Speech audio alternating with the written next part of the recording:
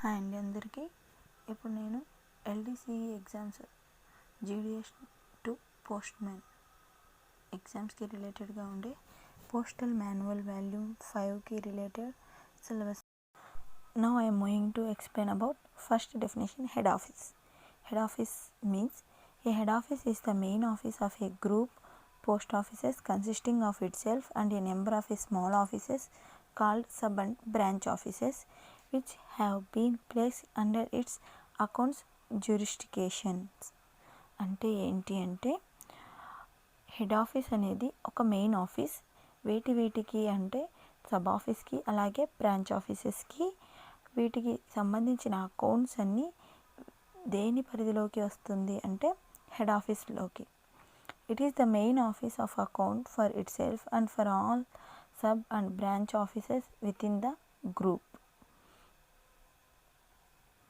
And the monetary transactions of the latter offices are incorporated in its accounts. వీటికి సంబంధించిన monetary transactions అంటే money related transactions అలాగే head ఆఫీస్లో జరిగే transaction కూడా హెడ్ ఆఫీస్ అకౌంట్లోకే వస్తుంది. అలాగే sub office, branch post office ఈ రెండింటి అకౌంట్ కూడా హెడ్ ఆఫీస్కే రావాలి. The officer in charge of the head office is designated as head postmaster. ఇక్కడ ఉండే head of the officer is known as head postmaster. ఇందులో head ఆఫీస్లో 3 టైప్స్ ఉన్నాయన్నమాట.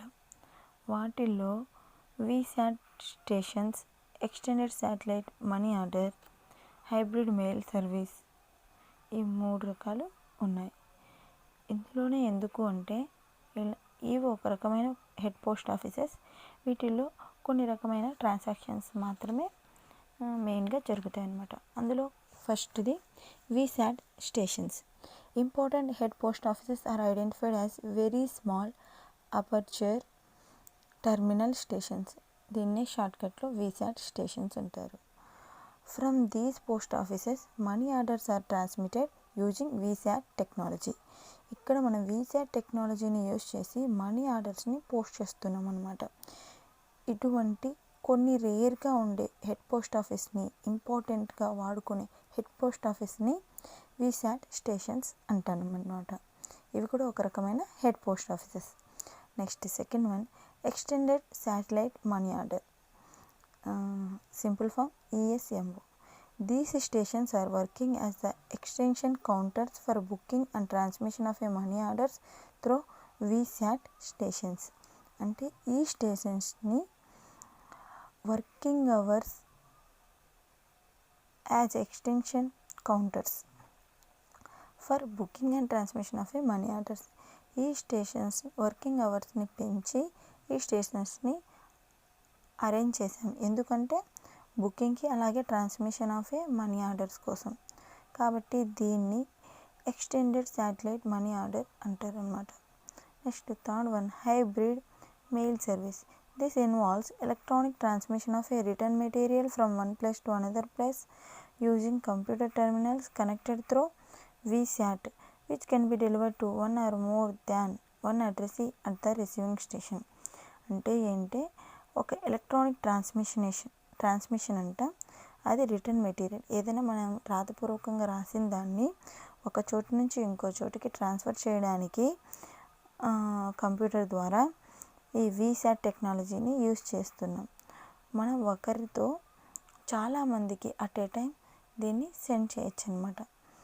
దాన్ని హైబ్రిడ్ మెయిల్ సర్వీస్ అంటారనమాట. Next sub office.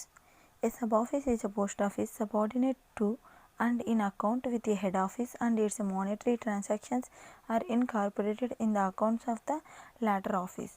అంటే ఇదొక సబ్ ఆఫీస్. దీని అకౌంట్ మొత్తం ఎక్కడికి పంపించాల్సి వస్తుంది, హెడ్ ఆఫీస్కి. అలాగే మానిటరీ ట్రాన్సాక్షన్స్ కూడా హెడ్ ఆఫీస్కి సబ్ ఆఫీస్కి మధ్యన జరుగుతున్నాయి.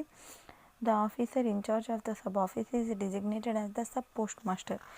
ఈ సబ్ ఆఫీస్కి హెడ్ ఎవరు అంటే సబ్ పోస్ట్ మాస్టర్ అనే ఒక ఆయన దీనికి హెడ్గా ఉంటారనమాట. Next point a sub office situated in a town or its suburbans where there is also a head office is termed as town sub office అంటే ఒక సబ్ ఆఫీస్ అనేది సబర్బన్స్లో ఉండి అలాగే హెడ్ ఆఫీస్ ఉన్నా కూడా అదే ఏరియాలో హెడ్ ఆఫీస్ ఉన్నా కూడా ఈ సబ్ ఆఫీస్ ఉండడం వల్ల దీన్ని స్పెసిఫిక్గా టౌన్ సబ్ ఆఫీస్ అని కూడా పిలుస్తారనమాట. Next branch office. A branch office is a post office of a lower status than sub office. అంటే సబ్ ఆఫీస్ కన్నా ఇంకా లోయర్గా ఏది ఉంది అంటే అది branch office. It is indirect account with a head or the sub office which is termed its accounts office and its monetary transactions are incorporated in the accounts of the latter office. అంటే దీనికి సంబంధించిన account అనేది direct హెచ్ఓకి అలాగే ఎస్ఓకి చేరుతుంది. అలాగే monetary transactions కూడా వీటి రెండింటి మధ్యలో జరుగుతూ ఉంటుంది. The office in charge of a branch office is designated as the branch postmaster. ఇక్కడ బ్రాంచ్ ఆఫీస్కి హెడ్ ఎవరు అంటే బ్రాంచ్ పోస్ట్ మాస్టర్. ఇందులో second point, A branch office is situated in a town or its suburbs where there is also a head office is termed as a town branch office. అంటే ఏంటి అంటే ఒక branch office అనేది టౌన్లో కానీ suburban ఏరియాస్లో కానీ సిచ్యువేట్ అయ్యుండి అదే ఏరియాలో హెడ్ ఆఫీస్ ఉన్నా కూడా వాటిని టౌన్ బ్రాంచ్ ఆఫీసెస్ అని అంటారు. Next topic mail bags. A mail bag is a bag containing unregistered and registered articles of the letter mail like letters, postcards and book and pattern packets, and also unregistered parcels, the registered parcel being enclosed in a registered bag. అంటే mail బ్యాగ్లోనే సపరేట్గా register articles అనేటివి ఒక register బ్యాగ్లో close చేసి పెట్టుంటాం అనమాట. But when a register packet bag is prescribed heavy register packets are dispatched inside the registered packet bag and not inside the mail bag. అంటే register packets కానీ register letters కానీ దేని లోపల పెట్టాల్సి వస్తుంది, రిజిస్టర్ బ్యాగ్లోనే పెట్టాలి, మెయిల్ బ్యాగ్లో మనం ఉంచకూడదు. When parcel bags are not prescribed అంటే పార్సల్ బ్యాగ్స్ అనేటివి లేకుండా ఉంటే అంటే అందులో పార్సల్స్ ఏమీ రాకుండా ఉంటే mail bags may also contain articles of a parcel mail. కాబట్టి ఉండే వాటిని మెయిల్ బ్యాగ్లో వేసి పంపించవచ్చు. A mail bag exchanged between a branch office and a post office other than its accounts office. ఈ మెయిల్ బ్యాగ్ అనేది exchanged between branch office and post office other than it's accounts office. అంటే branch office దేనికైతే రిలేటెడ్గా account office ఉందో ఆ account ఆఫీస్తో దీనికి సంబంధం ఉంటుంది. ఈ రెండింటి మధ్యన మెయిల్ బ్యాగ్ అనేది ట్రావెల్ అవుతూ ఉంటుంది. Mail office are the section with which it is in direct communication, contains all fully prepared articles except VP and insured articles and those on which customs duty is to be realized. There are 3 kinds of a mail bags. ఇక్కడ 3 types of a mail bags ఉన్నాయి. అవి first one station mail bags, sorting mail bags and combined mail bags. Mail bags are known as due bags. Next second point, mail bags exchanged between a cash office and the sub office which it finance will also contain inside the register bag a cash bag. అంటే ఈ mail బ్యాగ్లోనే 2 రకాలు ఉంటాయి, register bag అలాగే cash bag. These mail bags are denoted in the due mail list of the cash office, of the sub office and of the offices through which they transit by distinguishing symbol F. ఒకవేళ ఇందులో cash మనము send చేస్తూ ఉంటే అలాంటప్పుడు దీనిపైన మనము F అనే గుర్తు అనేది సెండ్ చేయాలన్నమాట.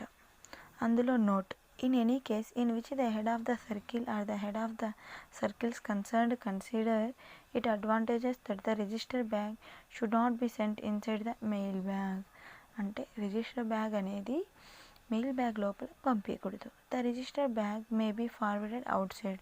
ఈ రిజిస్టర్ బ్యాగ్ అనేది బయట నుంచే సపరేట్గా పంపించాలి. All bags including those in the nature of the L bag should invariably be sealed. అన్ని బ్యాగులకి మనము ఆటోమేటిక్గా ఏం చేయాలి, సీల్ వేయాలి. The arrangement will be clearly indicated in the due mail and routing list. అంటే ఎలా మనం అరేంజ్ చేసాము ఈ లెటర్స్ అన్నీ ఇలాంటివన్నీ ఇక్కడ indicated in the due mail, ఈ మెయిల్ దాని మీద ఇండికేట్ చేస్తూ ఉంటాయి. అండ్ రూటింగ్ లిస్ట్ కూడా ఉంటుందన్నమాట. ఇందులో మెయిల్ బ్యాగ్స్లో ఇంకొక మెయిల్ బ్యాగ్ ఉంది, అది air mail bag. It's a mail bag containing unregistered and the registered articles to be carried by any air service under the all up schemes is called an air mail bag. అంటే ఈ బ్యాగ్లో unregistered registered articles రెండు ఉంటాయి. By any air service అంటే like examples helicopter, aeroplane అలాగనమాట. Under the all up scheme is called an air mail bag. ఇలా వెళ్తే దాన్ని ఎయిర్ మెయిల్ బ్యాగ్ అంటారనమాట. The bag should not contain articles not intended to be carried by air. అంటే దాని మీద air bag అవసరం లేదు అన్ని రాసి ఉండే వాటిని మనం వెళ్ళాల్సిన ఎయిర్ మెయిల్ బ్యాగ్లో సెండ్ చేయాల్సిన అవసరం అనేది ఉండదు. A blue dosuti bag should ordinary be used for closing and air mail bag. మామూలుగా ఎయిర్ మెయిల్ బ్యాగ్ని మనము సెండ్ చేయాలి అలాగే క్లోజ్ చేయాలి అనుకుంటే a blue dosuti bag should ordinary be used for closing and air bag. ఇక్కడ క్లోజ్ చేయడానికి ఏ బ్లూ దోస్తీ బ్యాగ్ అనేది యూజ్ అవుతుందన్నమాట. ఇందులో ఫస్ట్ నోట్ ఏంటి అంటే, if on any occasion there is no article for dispatch in a particular air mail bag. ఏదైనా occasion వల్ల air mails అనేటివి ఒకటి కూడా లేకుండా ఉంటే a bag with nil contents need not to be closed. అప్పుడు నిల్ కంటెంట్ వేసి ఆ బ్యాగ్ని క్లోజ్ చేసి అలాగే పంపించాల్సిన అవసరం అయితే ఉండదు. But a suitable entry should be made in the delivery bill that no bag has been closed as there was no content. అంటే మనం సూటబుల్గా రీజన్స్ అనేది రాయాలన్నమాట. ఈరోజు బ్యాగ్ ఏది క్లోజ్ చేయలేదు ఎందుకంటే ఇక్కడ ఎటువంటి కంటెంట్ లేదు కాబట్టి అనేది మనం ఇన్ఫామ్ చేయాలి. If the number of articles to be dispatched in less than 50, ఒకవేళ 50 కన్నా తక్కువ మెయిల్స్ ఉంటే and there is also no insured articles or the air parcel for dispatch in an air mail bag. అంటే అందులో insured articles కానీ లేకపోతే air parcel కానీ లేకుండా ఉంటే and air mail cover of a suitable size should be used instead of bag. అప్పుడు 50 కన్నా తక్కువ ఉండి అలాగే ఎటువంటి ఇన్సూర్డ్ ఆర్టికల్ కానీ ఎయిర్ పార్సల్ కానీ లేకుండా ఉంటే బ్యాగ్కి బదులు దానికి సూటబుల్గా తగిన ఎయిర్ మెయిల్ కవర్ని కూడా మనం వాడచ్చు అనమాట. Next note 2, when an air parcel is sent inside the air mail bag. ఒకవేళ పార్సల్ని మనము ఎయిర్ మెయిల్ బ్యాగ్లో పంపిస్తే the label of the bag should bear the superscription C.A.P to indicate that it contains air parcel. ఒకవేళ మనము పార్సల్ని పంపించాలి అనుకోండి by air mail, అప్పుడు ఆ బ్యాగ్ పైన C.A.P ఇండికేట్ చేసి ఉంటుంది. దీని అర్థం ఏమిటి అంటే దీని లోపల అంటే ఎయిర్ బ్యాగ్ లోపల ఎయిర్ పార్సల్ ఉంది అని అర్థం అన్నమాట. Next note 3, register article should not be enclosed in a bag unless their number exceeds 25 or they are bulky or they are insured articles for dispatch. అంటే రిజిస్టర్ ఆర్టికల్స్ అనేటివి should not be enclosed, close చేయకూడదు అనమాట. Unless their number exceeds 25 కన్నా ఎక్కువ పెరిగేదాకా దాన్ని close చేయకూడదు. And the bulky or there are insured articles for dispatch. అక్కడ బల్క్గా అలాగే ఇన్సూర్డ్ ఆర్టికల్స్ రెడీగా ఉన్న but suitable check slip prominently, but they should be bundled and tied up crosswise along with the register list with a suitable check slip prominently marked registered. ఇలాగా ఉన్నప్పుడు వీటన్నిటిని ఒక బండిల్గా చేసి అందుకు ఒక చెక్ స్లిప్ని కూడా పెడతామన్నమాట. అందరూ దానిపైన registered and the bundle should be sealed with the registration seal on the knot which should come on the check slip. ఈ చెక్ స్లిప్ పైన ఈ రిజిస్ట్రేషన్ సీల్ ఒకటి వేసి సీల్ చేసి అలాగే చెక్ స్లిప్ యాడ్ చేయాలి. This bundle is to be tied lengthwise and breadthwise to ensure that no article gets loose and mixed up with unregistered articles. వీటిని మనం బండిల్గా చేసి టై చేసి నాట్ వేసి పంపిస్తున్నాం కదా, కాబట్టి దీనికి సైజుకి తగ్గట్టు అరేంజ్ చేసి మనము ఇలా పంపించాలి. లేకపోతే అన్ని ఆర్టికల్స్ అందులో కలిసే ఛాన్స్ ఉంది. This bundle may then be placed in the air mail cover of a bag.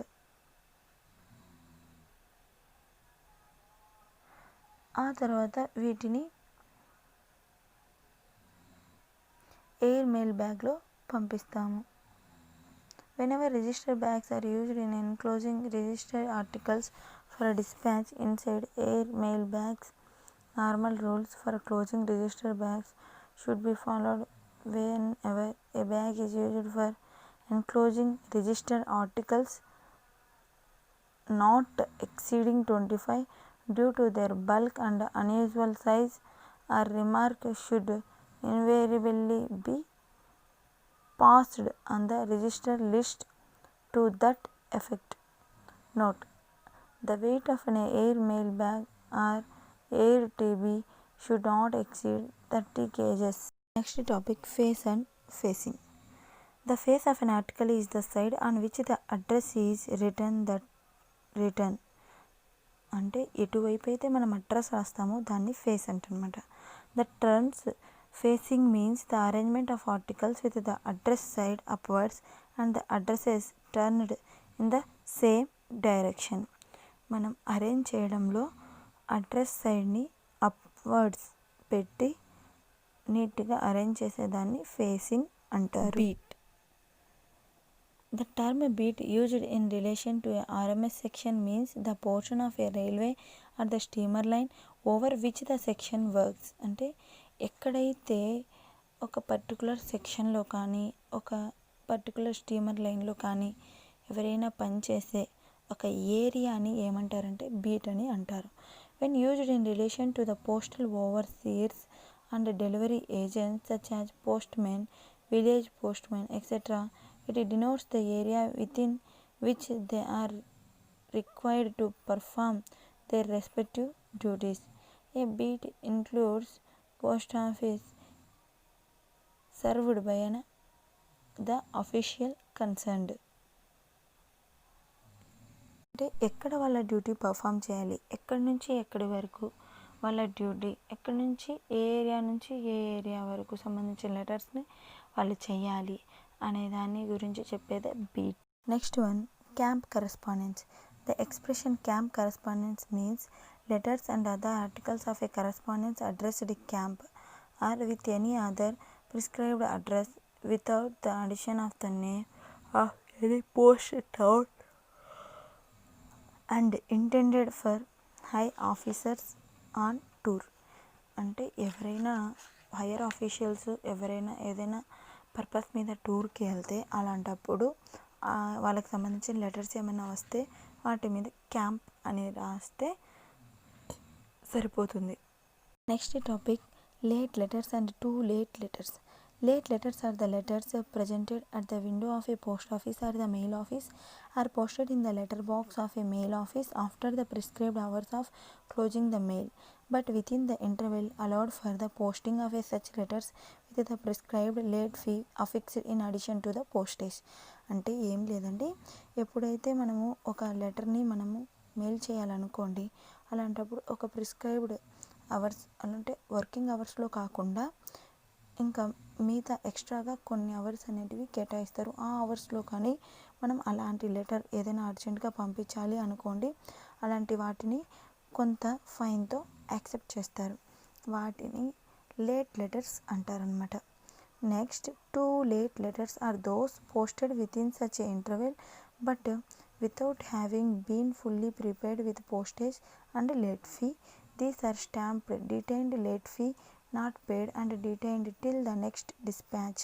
అంటే అర్థం ఏంటి అంటే, ఇందులో లేట్ ఫీ అనేది మనము పే చేయట్లేదు, అలాగే ఒక సర్టెన్ ఇంటర్వెల్ లోపల దీన్ని ఫుల్గా ప్రీపెయిడ్ కూడా చేయలేదు. ఇలాంటి వాటి మీద స్టాంప్, ఎలాంటి స్టాంప్ వేస్తామంటే detained late fee not paid అనే స్టాంప్ అనేది వేస్తాం.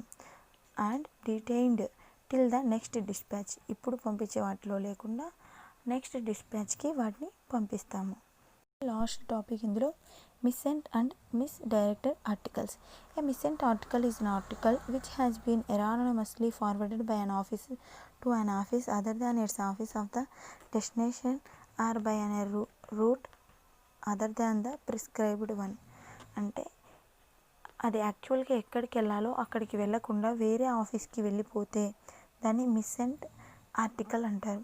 A misdirected article is a vernacular article on which the incorrect destination has been written in English by the office of the posting. అంటే ఇక్కడ ఒక article నుంచి మనకి book చేసేటప్పుడు వాళ్ళ లోకల్ లాంగ్వేజ్లో కాకుండా ఇంగ్లీష్లో రాసి దాన్ని తర్జుమా చేసేటప్పుడు దాన్ని తర్జుమా చేయడంలో ఎటువంటి లోపాలు జరిగి అది చేరాల్సిన చోటికి చేరకుండా వేరే చోటికి చేరితే అలాంటి వాటిని మిస్డైరెక్టెడ్ ఆర్టికల్ అంటారనమాట.